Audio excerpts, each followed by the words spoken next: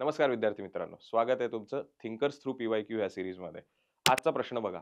तसा प्रश्न सोपाच आहे आणि हिस्टॉरिकल मटेरियलिझम ही तर संकल्पना कार्ल मार्क्सची अत्यंत फेवरेट आहे आणि म्हणूनच एक्झामिनरची पण अत्यंत फेवरेट आहे. दरवर्षी किंवा दर 2 वर्षांनी ही संकल्पना आपल्याला परीक्षेत असतेच. काय आहे ऐतिहासिक भौतिकवाद किंवा हिस्टॉरिकल मटेरियलिझम? कार्ल मार्क्स इतिहासाचा विचार करत असताना असं म्हणतो, की इतिहासाचे वेगवेगळे युग असतात.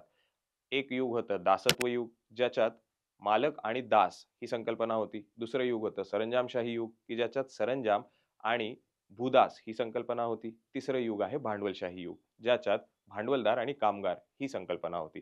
म्हणजे पूर्ण वेगवेगळ्या युगांमध्ये जो समाज आहे, तो ह्या वेगवेगळ्या 2 गटांमध्ये विभागणी होती. हे 2 गट कशी ठरवली कार्ल मार्क्सने? तर जी उत्पादनाची संसाधनं होती, त्यांची मालकी ज्याची असायची, तो अर्थातच मालक वर्ग होईल आणि त्या संसाधनांवर काम करणारा जो होता, तो कामगार वर्ग.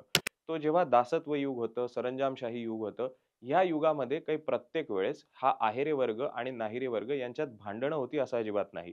कदाचित दुरावा असेल, पण भांडणं नव्हती किंवा संघर्ष नव्हता. कारण शोषण पण तितकं नव्हतं. पण जेव्हा हा संघर्ष शिगेला पोहोचतो भांडवलशाही युगामध्ये, तेव्हा सामाजिक बदल होत असतो आणि सामाजिक बदल होताना नवीन युगाची स्थापना होईल. तो म्हणजे साम्यवादी युग असं कार्ल मार्क्स म्हणतो. म्हणजे ऐतिहासिक भौतिकवाद म्हणजे काय? फिवरबॅक आणि हेगल यांच्याकडनं ही संकल्पना कार्ल मार्क्सने बॉरो केली असं आपण म्हणू शकतो. हेगलकडनं द्वंद्वात्मकता ही संकल्पना घेतली आणि फिवरबॅककडनं भौतिकता. तर द्वंद्वात्मक भौतिकवाद म्हणजे संघर्ष हा इतिहासाला लागू करून इतिहास प्लस द्वंद्वात्मक भौतिकवाद तयार झाला तुमचा ऐतिहासिक भौतिकवाद. तर आणि त्याच्यातून ऐतिहासिक भौतिकवादातून होतोय तुमचा सामाजिक बदल आणि त्याचद्वारे तयार होते साम्यवादी युगाची स्थापना. आय होप हे समजलं असेल. नसेल समजलं तर मी आहेच. Okay. Thank you so much.